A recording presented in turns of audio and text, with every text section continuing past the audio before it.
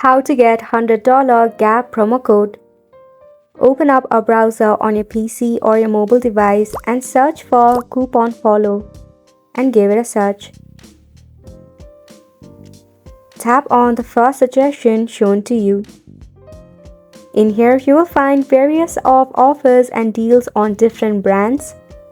To select for Gap, tap on the search icon and search for Gap and give it a search.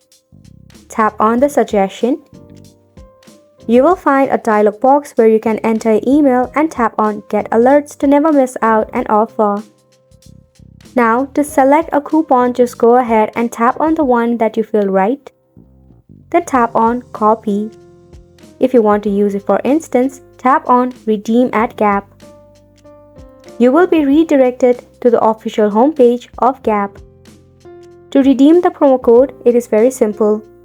First step is to go ahead and purchase any of the item from Gap. Once you are done shopping, you can head to the checkout option. While checking out, you will find your promo code has been already applied. If not, paste the copied code on the dialog box given to you. And while you are checking out, you will see a difference on the total cost. It can be written as credit, discount, or just promo code added. So make sure to go ahead and give it a try, and thank you so much for tuning in.